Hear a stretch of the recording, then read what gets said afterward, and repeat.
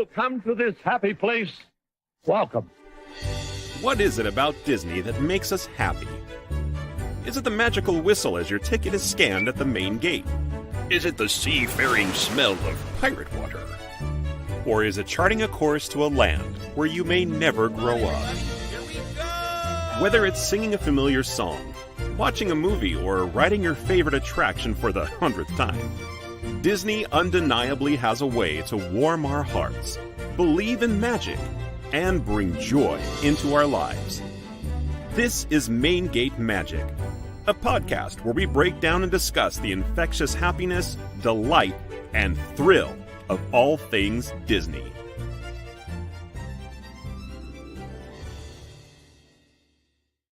Good evening and welcome everybody to another episode of Main Gate Magic. I am your host Jason Braden, and with me as always is my friend Mimi. Hello Mimi, how are you? Hello. Very well. Good. And we are also very happy to have the mind-boggling, fact-filled genius that is Joshua Shaffer. Welcome to the show, Joshua. Hello. Thank you for having me on. Very happy to have you here. Happy and a little nervous because, I always get intimidated by all the stuff you know. I think I learn stuff all the time. So it's not like, oh, Josh knows everything. I hear that a lot. No, I learn stuff. You do. All the time. New stuff. I've tried to stump you in the past a few times, but you immediately go into fact-finding mode, and you're like, oh, I'm going to look this up and find out, because I think I actually tried to stump you with something about the Pirates of the Caribbean at Disneyland once, where the guy in the rocking chair was modeled after Stan Winston, and I think that was debunked. Yeah, I remember that when you came over for movie night. Yeah. Oh, well. I'm always trying, though. It's just like, oh, my God, I wonder if he knows this fact. There it is, the POTC. POTC. Beautiful. Love it. All right, so if you guys missed last week's episode, it was basically just me and Mimi chatting about Disneyland news, Disney World news, a couple of movies here and there, and me talking about my absolute miserable trip to Disneyland I had about a couple weeks ago where I was sick as a dog. The park was fun as always, but I just wish I was feeling better. But since that last show, I was able to actually get reservations, and I am going on a solo trip on June 8th and June 9th to make up for everything that I couldn't enjoy. Yeah, definitely deserves a little cheer. That I couldn't enjoy the last time because it was the thing that was I think was the worst is that I couldn't smell and I couldn't taste. And I might as well have been blind for all on top of it all, because if you don't have your senses at Disneyland, I mean, what good is it? I mean, I know people go all the time that, just physically don't have those kind of senses, but when you're just so used to it, you take it for granted and it's just, you miss it. Yeah. I mean, they have fake smells there for a reason. That's right. That's right. But I mean, just even walking past a churro cart or a popcorn cart, I couldn't smell anything. Nothing. It was just sad. It was terrible. Heartbreaking. All right, Josh. So why don't you go ahead and kick us off and tell us what it is you are known for? I'm known for knowing Disney facts. I've always been a fact kind of guy, like, did you know things about dogs, or these sciencey things, or this random movie, or just things in general. So back when the internet was invented, they had LiveJournal and Blurdy back in the early 2000s. And I had those, and I used to post little snippets of like facts. And in 2001, I started going to Disneyland. I was an adult. I was 21. I started going to Disneyland. Yeah, good choice. And around 2006, 5 or 6, I started learning bits of trivia about Disneyland. Like, there's a basketball hoop inside the Matterhorn, and Walt's apartment is above the firehouse, stuff like that, right? Yep. And so I started writing down the facts that I was learning, and I would talk to cast members and other people that were there. And the internet wasn't as full of information as it is today, back in 2005, because things just the internet has blown up and everybody has a blog, and there's interviews with people everywhere who've worked at Disney and on movies and stuff. So there's a lot more information out there now than there was back then. And podcasts. And podcasts. Yeah, podcasts have come around since then too.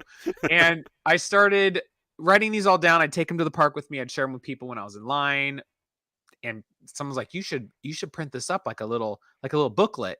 And I was like, okay, so I'll print it in a little booklet. And I'm gonna purposefully research some fun facts. And so I started doing some research into it on purpose, like to expand. And I had 67 page printout that I was selling on eBay that was in clear slips in a binder. And it was like, Oh my that was my goodness. book. And that was around 2007, 8-ish. And someone's like, well, multiple people are like, hey, like, how do I save money when I go to the park? You should have a spot for food. You should talk about this. So you should talk about that. And so I started adding more than just trivia about the actual attractions in the park itself. So it was like extra, it was more like vacation-y guide stuff. And I was like, oh, I need to get this actually published as a book. So I started just expanding it out. And then in October 2010, my first edition came out, and it was 210 pages of facts, and I had some movie facts in there, the ticket price history, so you can see like how the tickets have gone up, the park attendance, the restaurants that you can go to, things that you can do just for memories, like ask to steer the Mark Twain, or you can get a death certificate at the Haunted Mansion. You can't anymore, but you used to be able to at one point.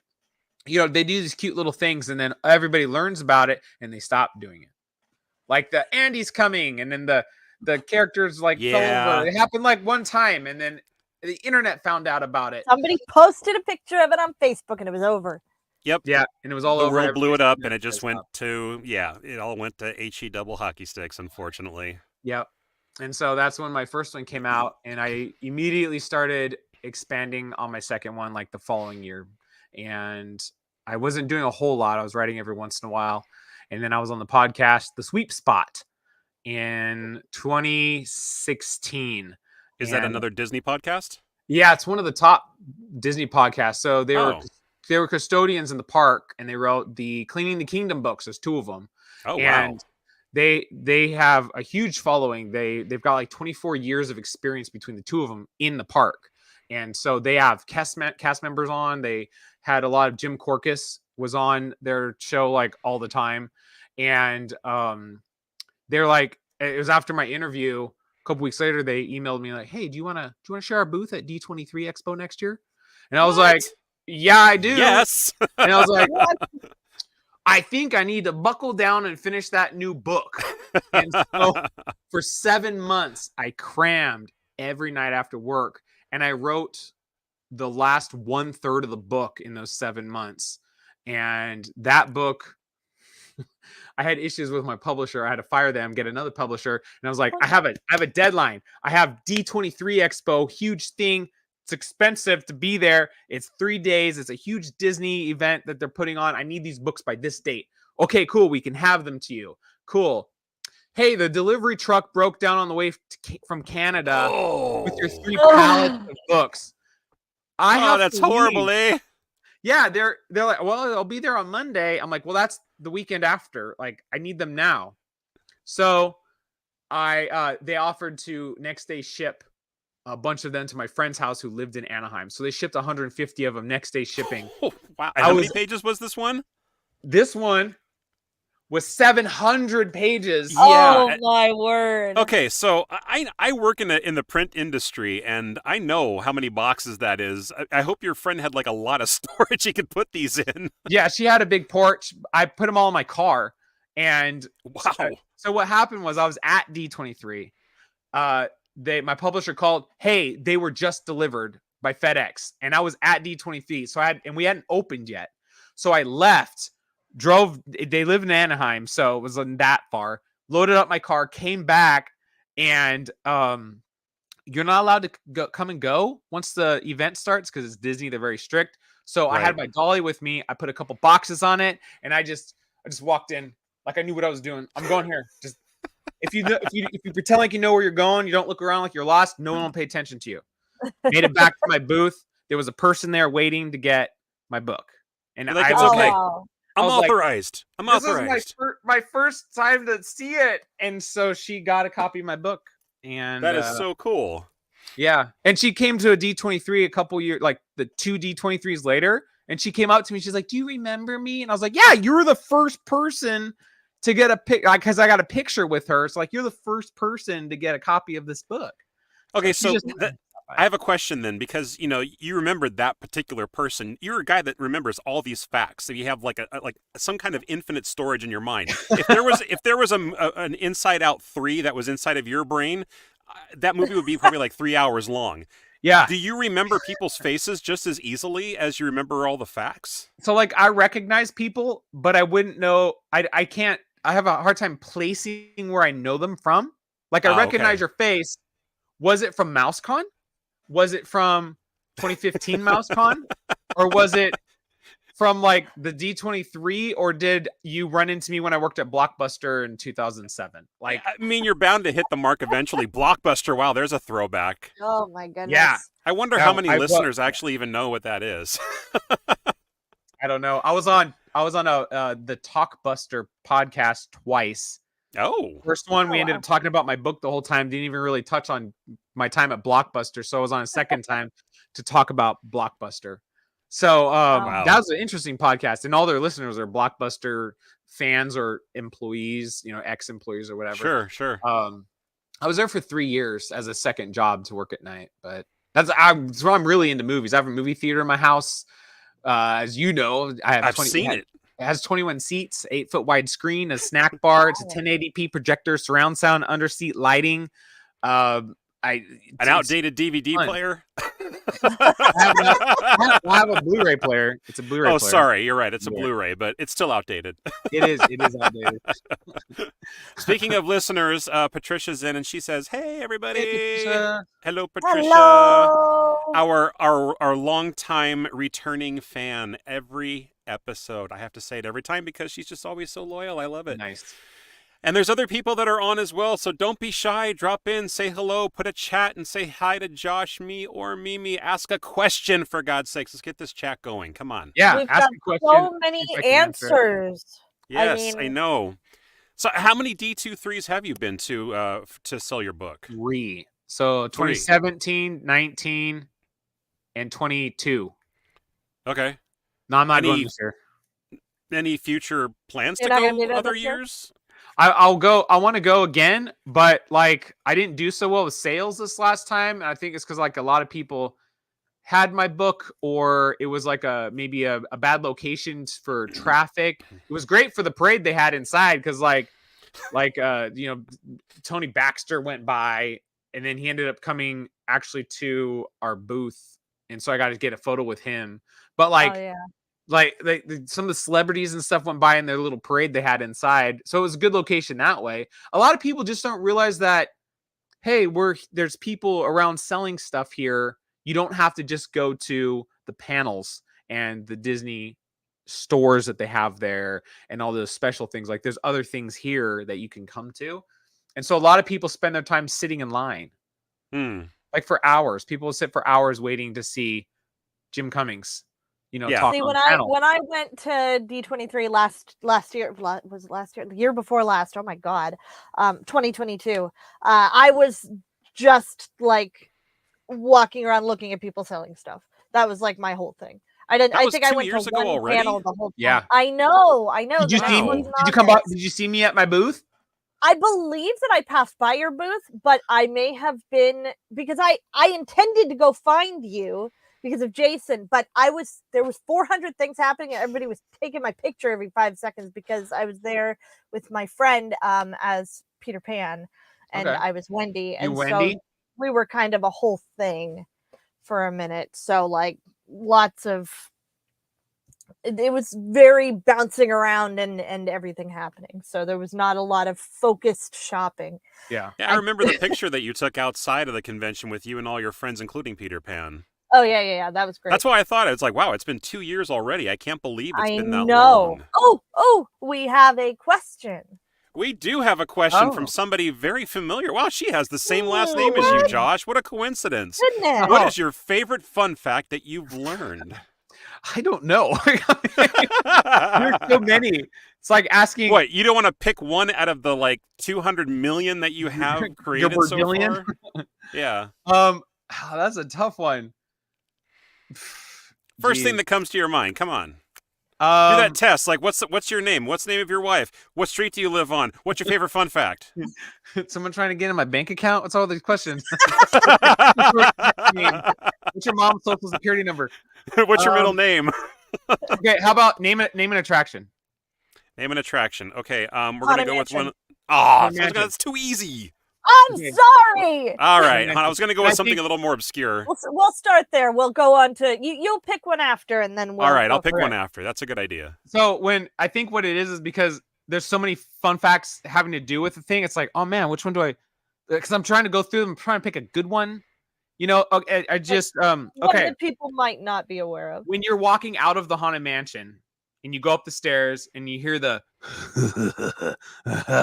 laughing coming from the okay, that's Candy Candido. Okay. Okay, he was the voice of Maleficent's goons. He's the apple tree in Wizard of Oz. Okay. Trying to blank on some other stuff. He's the Indian chief in Peter Pan. Oh wow. Yeah, so that's his voice. It used to be in Okay. the graveyard. Like I don't know if it's still there. You just can't hear it over the music, but it's there. And then now they It's on play the it track. at the top of the stairs. Yeah, it's on the track. So whenever I hear it, I'm like Candy Candido.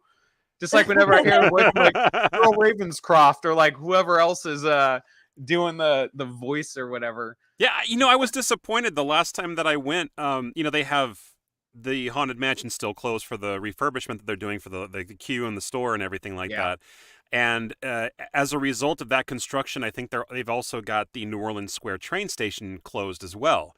But when you take the train ride around, they still stop at the New Orleans Square station because of all the other stops that they have to make around the park. Yeah. But they turned off the Morse code for Disney's No. opening day speech. Yeah, I'm like, why did they turn that off?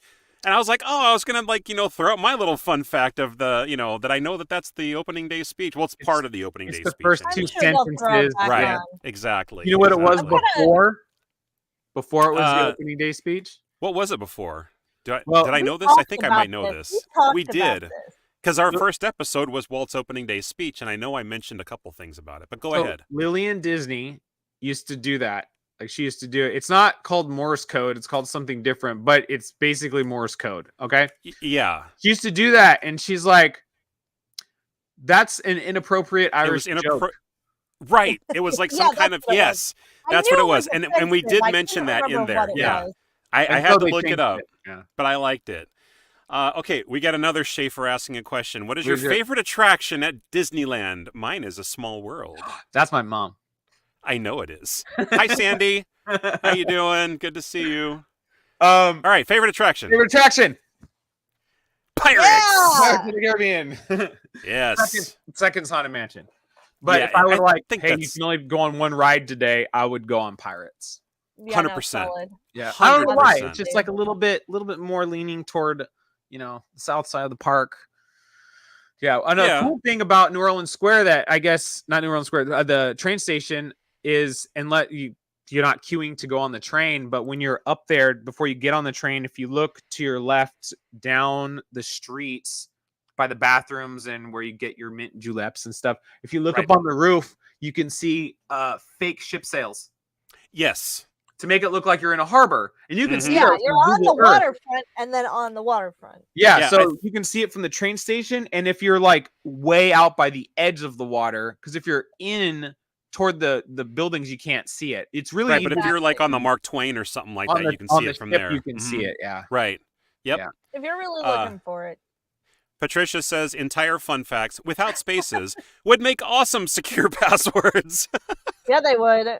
So everybody go in and buy Josh's book and start combining fun facts, and you might have a chance of breaking his passwords.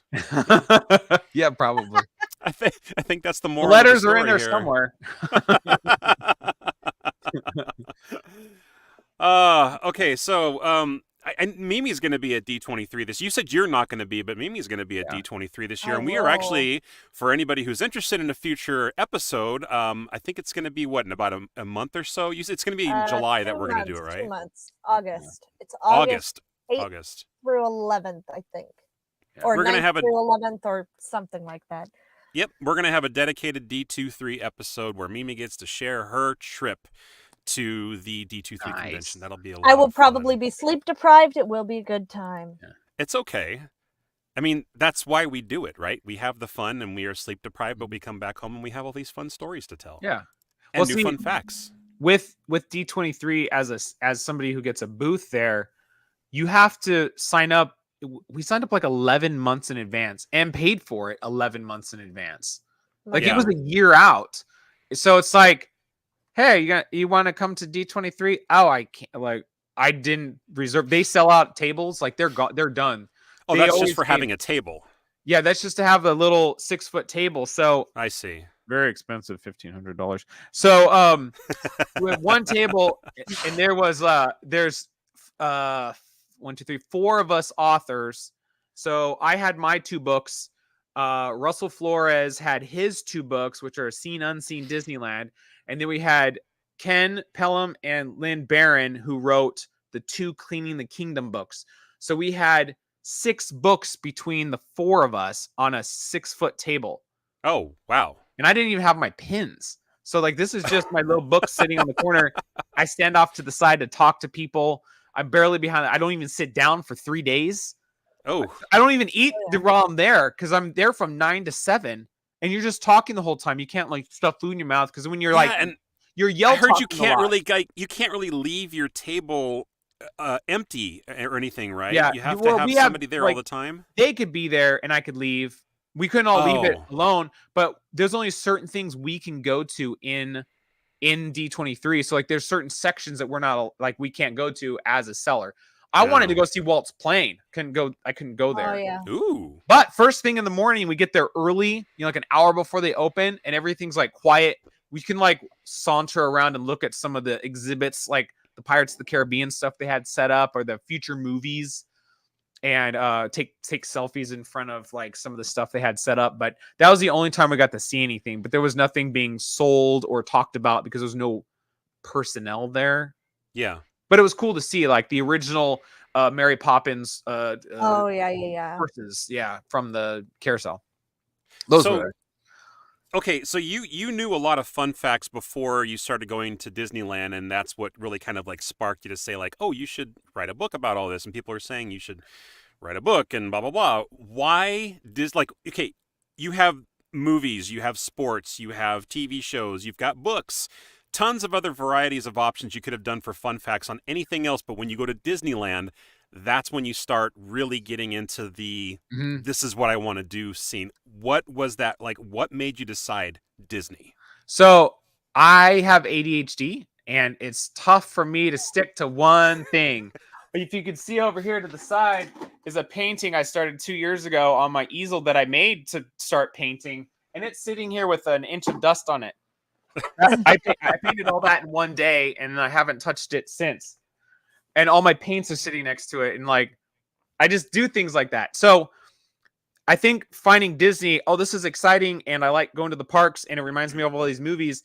It gave me something big that's cohesive to focus on. That's one thing versus like, oh, if I do Disney and sports and which I'm not sports and like science and, dogs or, seeing enemies, whatever I'm into, like to do fun fact books about that stuff is it's too much, which the task I'm undertaking right now for my new books is kind of too much.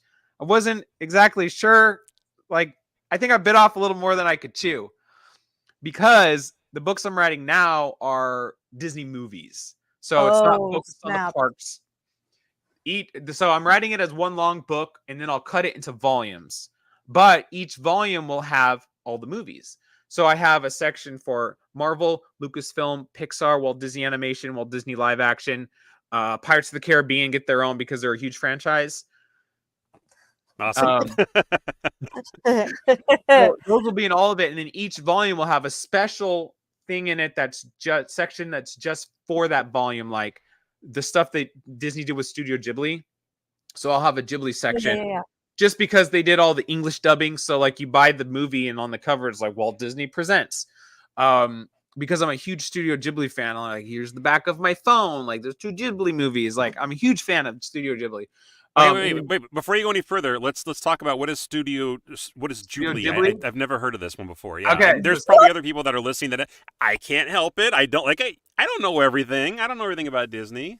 Okay, well, we'll start with the history of it. So there was an animation company. I don't want you to lose your train of thought, though. No. There's lots of choo-choos.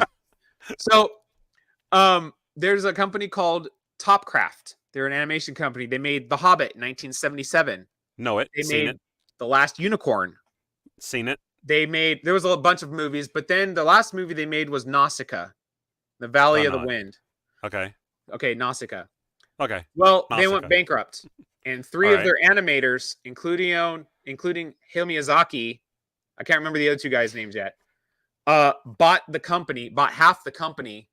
They renamed it Studio Ghibli. Disney bought the other half, and they called it Walt Disney Animation Japan. Okay. So then Studio Ghibli released the movie Castle in the Sky. Yeah. Castle in the Sky. Laputa. Castle in the Sky. That's the English title.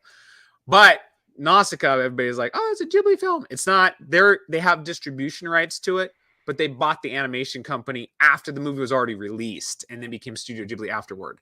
Okay. And then I don't know what Disney ended up doing with Walt Disney Animation Japan. They probably closed it because they have one in Florida. They have one in Ireland. They have Disney studios everywhere.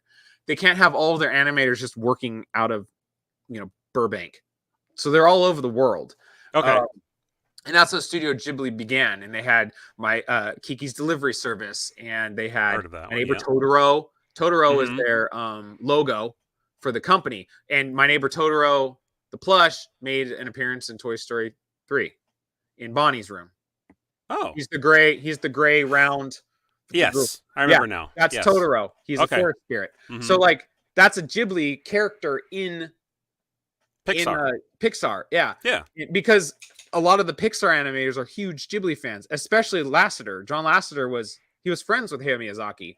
Like, some of his movies have huge influences, because I just finished writing about Pixar, huge influences from Studio Ghibli. And then they did their biggest movie was Spirited Away, which was released that movie. 2001. That's this one right here. Okay. It was the top grossing film of all time in Japan from 2001 until 2 years ago. And another film passed it up because it's a great movie. Disney did the English dub of it. Davy Chase did the voice of the main character, she's the voice of Lilo and Stitch. Mm-hmm. Okay. And then Susan Egan, who's the voice of Meg from Hercules, was the voice of Lynn in that movie, who Jerry and I interviewed on our podcast. Yep. Like, huge. John Ratzenberger's in it. Like, they get all these, English actors to dub it over, and they get big name actors.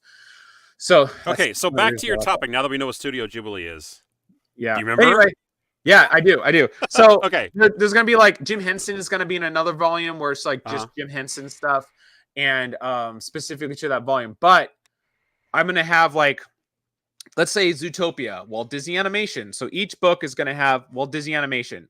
Each book is gonna have Zootopia, but I have 309 Zootopia facts, so it's gonna be 103 in each book. If I do 3. Cow. That is awesome. That's just Zootopia. You have set yourself sort of like a lifetime project here. This is a lot of work. It's a lot. I think it's too much. I decided last year, 2022 is the cutoff. Any movies after this, it'll be a future volume that I'll write down the line. I have to stop it. There's too many movies coming out to keep up with them. I work 270 hours a month. Like, I don't have that much time on my hands. All my free time is spent to writing. And you are literally just sticking to movies, right? No TV shows or anything like movies. that. I'm gonna have in the next volumes. Because I have the Marvel section, and then the MCU. I almost called it the DCEU. The MCU. What? that's the DC extended universe. Oh, okay. Man, Batman. This guy right here. Soups. Yeah, that guy. Like, that's the DC side of superheroes. So the Marvel, they have all Loki and Hawkeye. They have all these series, and I'm like, wow, these need to be included because they're all tied together with the movies.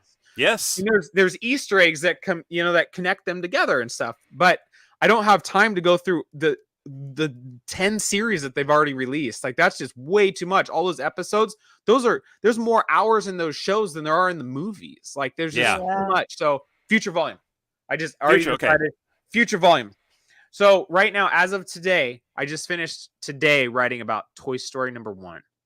Oh, I have Toy Story 2, and 3, and 4 left to write about, and then I'll be done with Pixar section. Now, as of today, I'm almost at 12,500 fun facts for the movies. All of them, not just Pixar, but all of them. And it's almost 1,500 pages. So if you think about it this way, these are my 2 books. These are 2 of my books. This is 1,400 pages. They're 700 a piece. So this is how big it is now. Volume 1. Oh my word! I'm probably gonna have to cut it into 4. Okay. See, I finished Pirates of the Caribbean already. That's 100% done, and that has 914 fun facts for those movies. Holy cow! I'd be willing to bet I know all of them. So real quick, as a fellow ADHD fun factor, just obtaining these facts in your mind, are you a big bonus features guy? For the movies, so Yes. I have had to watch so many bonus features because that's how you learn the extra stuff. Exactly. Yeah. Oh, you're watching a movie, but it's the audio is the director's commentary. Yes, exactly. This is perfect. Yeah, and so that I had to watch a lot of those. I don't have like all those discs and stuff, so YouTube also YouTube is a very big helpful. thing since my first book started. Like YouTube is great. Podcasts, like you find videos and audios on websites other than YouTube also, like Vimeo, I think it is another website that has like a lot of videos on it. So like there's stuff out there, and there's a lot more to go through now than when I was writing my first book. I also have a bunch of books to go through, so like I have some Pixar books, like the makings of Pixar history, and I'll read through them. And the thing is, this information I'm getting it's out there everywhere, and I'm getting it all, and I'm putting it in one place, and I'm writing it all out like they're individual little pieces of information with Little bullet blurbs. points. Yeah, little bullet points. The main topic is bolded. Oh look, I flipped right to pirates. Oh look, there's Johnny Depp. That's funny. I just like flipped it Fun open. fact, that was just a coincidence. It really was. And it was right before I had it published is when he made his first and only appearance on the attraction. I know facts have been Seen going the around. video. Yep. Yeah, People have like, been love it. talking about that for ages. I remember that day. I was working that day, and I was working that day, and for weeks afterwards, people would come up and be like, "Oh, is Johnny Depp on the ride today? Is Johnny Depp on the ride today?" And we're like, that was a Don't running expect joke it among again. cast members in, I think it was 2017. Yep. That was a crazy Yeah, it was running right joke before my among book came cast out. members. Yeah. We were everybody would joke about that. There was a picture running around some of the cast member pages on Facebook, and it was a picture of the Pirates of the Caribbean sign, but they had changed it from saying Pirates of the Caribbean to saying, "No, he's not on the ride today." That's funny. It makes sense. Save asking the cast members a lot of questions during the day. Seriously. I can only imagine like the reference section you have in your books has got to be a book in itself. My God. Well, I mean, because you're going to all these different sources, right? The thing is with history, so like if you were to say like when was the first bread slicer invented? 1921? And Sure. it was lost because the factory it was in caught fire. So like the only time you can say this is the greatest thing since sliced bread, like this is the best thing since 1921. Are you serious? Like you could say it for Betty White because she was born before the bread slicer was invented, but the replacement bread slicer was like a year or two later because everything was lost in a fire. But like, what's the source for that? Like that's just a part of history. Like that's right. It's a thing that happened. Like, but nobody knows when it happened. We all know that. Like, it's around, but like, where do you? There's like dozens of books that talk about it. Well, which one do you cite? Like, what? Right. They all say it. Christopher Columbus, sailed the ocean blue in 1492. Like, who do I cite for that source? Like, what? like what history book number 272? Well, let's thank our lucky stars that you don't have to cite a reference for that particular quote in your book. Oh no, like, I mean, that's how you remember that's a loaded year, quote right there. But like, that's 12,500 facts. Like, where? Like, if you walk through Disneyland and there's a hidden Mickey over on this thing, where's your source for that? It's there. Like, what? It's right there. I saw it with my own two eyes. I promise.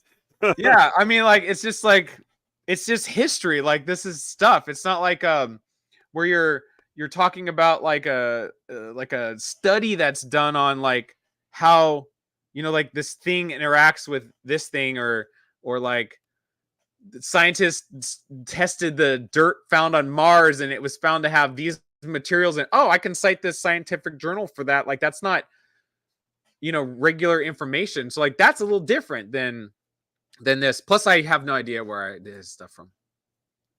So some of it is like referenced, and other stuff is just because you just know. You can copy paste my fun fact to like Google, and then it'll just cite places or books that like talk about the 1762 on the keystone on the crypt in front of the Haunted Mansion. Sorry, I get really excited about that one. Any particular reason? Because it should have been a thing and it wasn't. And okay.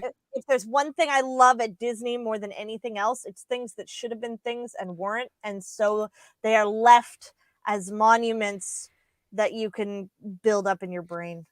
I love that about Disney. I wrote an article about that in a magazine. No, I might have read which it. magazine? Theme Parkology magazine. Oh, really? Oh, okay. Yeah, it was in for the Pirates a recap for those who need to remember, that belongs to our friend Jerry Cornell, who is owner of Theme Parkology, and he had a magazine for a little while. Yeah, we both do work for Mr. Cornell. Mm-hmm. Yeah, lots of fun. So the reason why I mentioned the Keystone is because I actually talked to that Imagineer on the phone last week. No, that's awesome. Which? Matt McKim. Okay. So what they did was they took his birth year and then subtracted 200 years. Yep. Oh, that's it, huh? So his dad was Sam McKim, the one that drew the map of Disneyland in 1958, and then concept art for attractions and all the other maps. And then he went to like Disneyland Paris to do their map when they opened. I remember you telling me about that now, just sort of on the side. Yeah, that was awesome. I was like, what? And that the reason why I talked to him on the phone was because I do Disney fantasy pins on the side. So like it's fan art, and then we make them into pins, and we make them into pins. I have a company do it. I draw art, have a company produce the pins, and then I kind of sell them on the side, and that's it. But I have been co-creating pins with Disney Imagineer Terry Hardin, who wrote the foreword for my book. And this one that she did, this last one, we did it together. I love that. These are the BDX droids from Galaxy's Edge. Yes, sir. So her signature's on the back. Awesome. He got hired the same day as she did to go into Imagineering. Oh, that's awesome. And he's like, this is a cool pin. And so she called me and she's like, hey, is it okay if I give your information to Matt McKim to contact you? I was like, what? I mentioned him in my book. Yes. Yes. Because there's and then now we've been talking because there's a project that I'm working on for him, and I don't know if I can tell people, so I'm not. But it's a project coming up, and so yeah, I was like, this one's like super cool. I'm talking to him on the phone about stuff. As a general comment on that subject, I love fantasy pins. I think it's so brilliant, the creative things that people come up with. I have a whole bunch myself. Well, it's because you know that, like, hey, there's this thing that fans want that Disney doesn't will. Have. Right. And so often with Disney, with their pins in general, they are like to my knowledge, they're very restricted in what they're actually able to use to make pins, which is why you have 400 pins of Peter Pan doing this. Right. You know, so, they've got specific artwork that they use. Yeah. Stock art. Yeah. But whenever it's nice that people will go out and do all these crazy things. It's great. You could also do things like crossovers, like if you want to see Stitch and Yes. Harry Potter. Yes. I love crossovers. Like that's That's the the only kind of time you'll see that. That's the only time. I mean, I have one crossover T-shirt that I designed that's up for sale on our store. If in case you guys haven't, this is our shameless plug time. Apparently, if you guys would like to have a T-shirt from Main Gate Magic, it is Disney related. There's crossovers. There's fun little things regarding the lands, the rides, other things like that. It is on Etsy. Just look up Main Gate Magic on Etsy.com or on the Etsy app, and we have 10 designs that are available for sale today. Many sizes, many colors, whimsical designs, and original ideas. The one crossover that I actually have is the Monsters Inc. into, It. And I wish I had a picture of it. I don't think I still have the picture up here, but like Stephen King? Yes. It's basically 3 doors that are all kind of colored the same way that Boo's door was colored in Monsters Inc. with the attachment around it, where the monsters walk through with the power light at the top, and one of them says not scary at all, scary and very scary, and they're colored to the different types of monsters. One's colored to Mike, one's colored to Sully, and the other one's colored to George Sanders, who's the orange one, who gets the 2419. So that was my only crossover that I was particularly proud of, and did I think about that one when we were in Florida? Did I talk to you about that? We had that conversation in Florida. Yes. You were like, I'm kind of thinking about this, and I was like, do it. Do it. You're right like, now. yeah, that was your comment, was just do it. It was the Emperor. Do it. I went full Palpatine. Yeah, but anyway, I love those kind of ideas, and the crossovers are what sells. A lot of the T-shirts that I have are crossovers. They're mishmashes, and things crossing from one animated story into another. I used to love getting T-shirts that were Calvin and Hobbes based, but they integrated into Harry Potter or Star Wars or something like that. Those were the best. Yeah, used to love those ones. I have the Hitchhiking Ghost, but it's the Star Wars at the end of Return of the Jedi. Yes. Nice. It's them. Yoda. They're Hitchhiking Ghosts.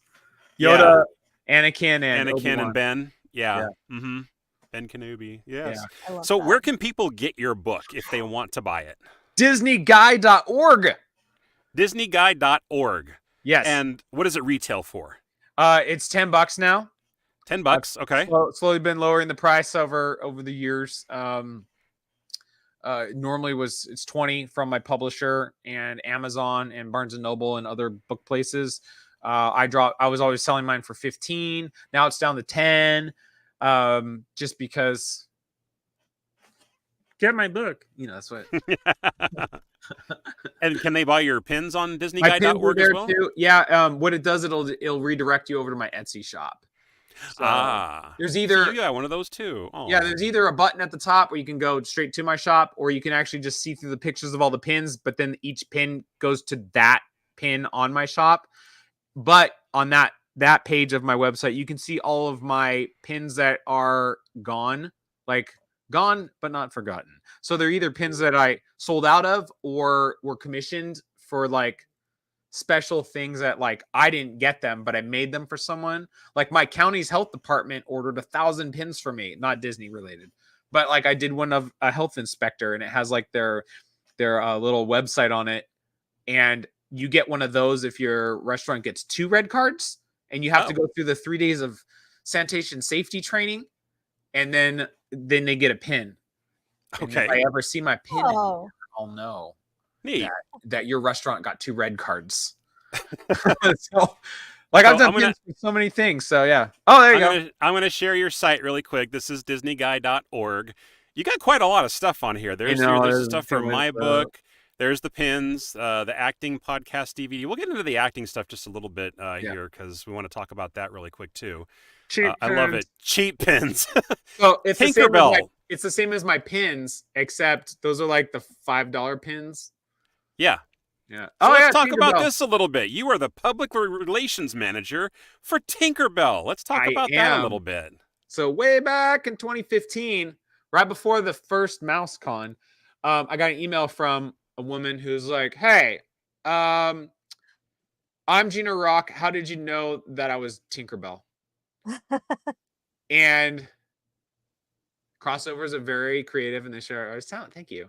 Yeah, and they're fun to do because you can pick your favorite things about the 2 crossover stuff. They are, yeah. So she asked me like how I knew about her, and I was like, "Oh, I'm a Disney historian. Like I've written a ton about Disney. I do a lot of research, and like you're name number 4. Like you have Tiny Klein, Mimi Zerbini, Judy Kay, Gina Rock, number 4. Like that's how they were the flying Tinkerbells in Disneyland." And so she's like, "Oh, okay. Hey, I want you to write an article about what I'm doing now." And so I did an interview with her, and I wrote it was in the Disneyana newsletter for Anaheim, or that chapter. And later that summer of 2016, she's like, "I want you to be my manager." And I get her on podcasts, and I sell her autographs, and I created her website, and all sorts of anything related. I run all of her social medias for her, and yeah, it's been fun. I'm still doing it. We were texting today, actually. Oh, sweet. Yeah, and almost every day. Sometimes days go by, but usually it's like every day here or there. But she retired in 2005, so she flew from 1983 until 2005 for the nightly fireworks. Wow. She's the longest flying Tinkerbell in Disneyland history. We're trying to get her into the Guinness Book. So cool. So far, it's not working because they're like, it has to be a record that somebody else can beat. Yeah, there's men and women have flown as Tinkerbell, and the men have flown in Disney World, unless they've recently done it in Disneyland. But you can fly in Disney World also since 1985 and Disneyland. So like, I can't see anybody else breaking a record of 21 and a half years. Like I don't think so either, considering nowadays they have like Buzz Lightyear flying up around there. They have Dumbo, Nemo, the Up House, Zero. Yeah. They've got all sorts of stuff they're doing, and I'm sure it's all practical effect stuff. It's not even real people that are up there anymore. It's probably just all programmed. So when she retired, it was when they started doing the new Fantasy in the Sky fireworks. No, it was it was with Mary Poppins. What's her name? Yes. Oh, Julie the actress? Andrews? Julie Andrews. Thank you. Okay. It starts out, this is Julie Andrews. Like, that's how it starts out. And then music. Okay, it was big. It ran for a long time. Well, when they started that, instead of it being ziplining Tinkerbell, it was on a pulley system. Oh, we can go back up. Oh. And down. Oh, yes. I remember that, because it was like a pulley system on top of the zip line itself. Yes. So, back and forth and up and down, which they right. Yeah. So that's when she's like, I'm out. Did they implement that in Florida or not? I feel like they didn't. I don't know. I stay away from Florida information. Just There's so much there. It's crazy out in Florida. Well, I don't want to get it mixed going up. on. Oh yeah, that's fair. So she trained 3 girls to replace her, and then she was out. And then she started working for a company that contracts with FEMA and assesses property damage after natural disasters, starting with Hurricane Katrina. That was her first job. Oh. Yeah. So, hey, Josh, the next time that you're talking to her, see if she would like to be on our show. And we can bring you back as well and have you guys both on. Yes. She does want to be on. We're trying to set up something special for her and someone else, but we're talking to try to get this other person to do it with her instead of with me. Yeah. Oh? Yeah. Are you going to keep that a surprise, or are you go ahead and enlighten us now? Pretty sure I told you. Jerry knows. You may have. I don't know. I'm like the opposite of you, okay? I forget things like the moment that I'm told them, unless it's a name, and I've been doing better at remembering names. So you might have to refresh my memory a little bit. Jerry's doing the connecting between us because he knows people. So I'm just waiting. Okay. And hopefully it's soon. And then Terry Harden is somebody I never even thought of, but I've connected with her before because I shared my Chuck drawing with her to create the skull for the sculpture that she did that Jerry commissioned her to do. So I should really check and see if she would like to be on here, since she was an Imagineer too. So yeah, she does 5-hour shows. So 5-hour shows ready to stream. When I wrote her mini bio for her, we talked for almost 6.5 hours straight. Well, see, that's the thing, is that we'd have to kind of keep it condensed to just the 1 hour and talk about Disney stuff. Focus on something you want her to talk about. She has so many. I know so many stories about every time I meet with her, we go out to dinner, whatever. She's like, "Oh, there was this time I made a clown suit for the movie Spawn. You made clown suit for John Leguizamo and Spawn." Yes. Yes, You've she never did. told me this. Oh, I made this muscle jacket for Gallagher when he was smashing water. You made Oh my Gallagher's God, I remember that muscle one. jacket? She made the first one of it because he's had a couple, but she made the first one. So every time I talk to her, it's like new stuff, like all these things that she's done. So if you go to her Wikipedia page, because I can edit Wikipedia, well, anybody can edit, but like I do it a lot, and you have to cite your sources whenever you edit. I was allowed, because I had to sign a release form for myself to be able to post my article about her on Wikipedia that just it lists all the stuff that she's done, at least that she can remember. So whenever she tells me stuff, I'll add it in. All the attractions she's worked on, all the movies. She was a puppeteer for Jim Henson, everything she did there. That's all on her Wikipedia page. And she remembers a lot. I mean, we had dinner with her that one night in Bakersfield, I think. Was it Bakersfield at the Chinese restaurant, right?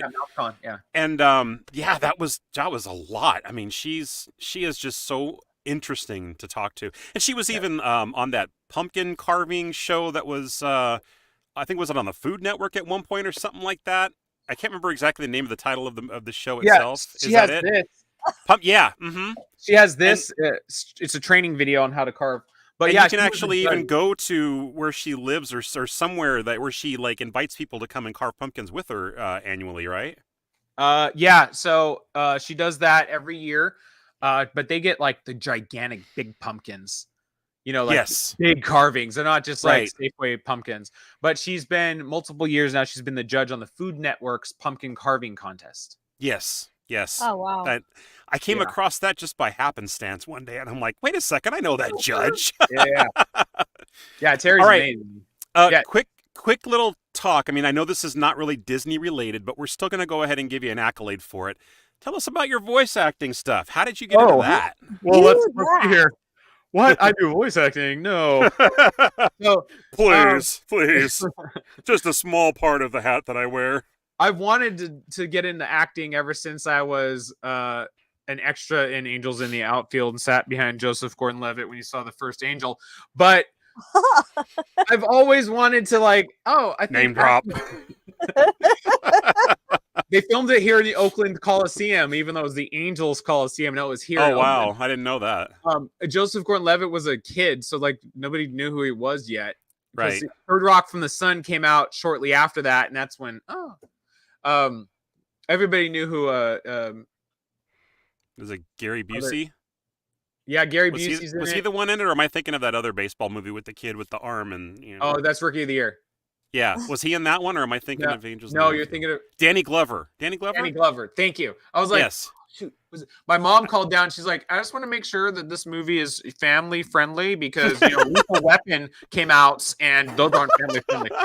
So she wasn't sure, and they're like, oh, this is a PG movie. Okay, yeah, he doesn't make just our movies.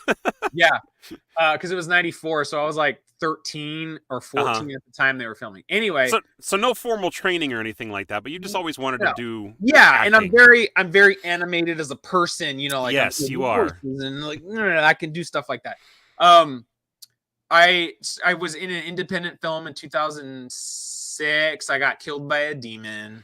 I had and it filled with blood. Yeah, it was. I'm all and Mimi's all Yeah, it was produced by Grody Productions. Greg Greason is the owner of that. That's how I met Greg. Yeah, he's one of the Part writers. Of our team. Yes. And then I was like, I want to do voice acting because then I don't have to go to Hollywood to audition for things all the time. Right.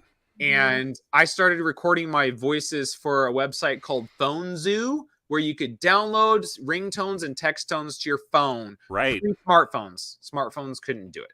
So this was like Nokia phones.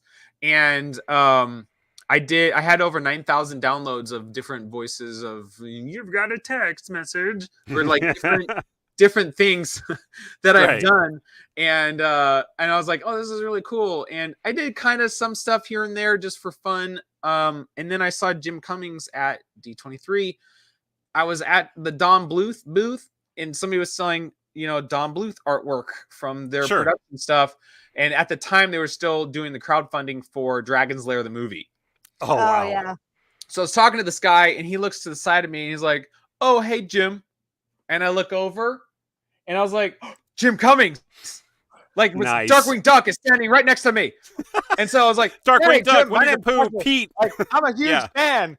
And Winnie the Pooh, Razul from Aladdin, Ray the Firefly. He's done over 160 characters for Disney. I know, it's I know. insane. And when I'm you listen always to his shocked. voice, when you listen to his voice, it's just like a small variation of his own. And I'm like, how do you do that? I How know. are you singing the voice of I Scar swear, and every Lion time King? I Like, watch Yeah. anything, I'm like, wait a minute.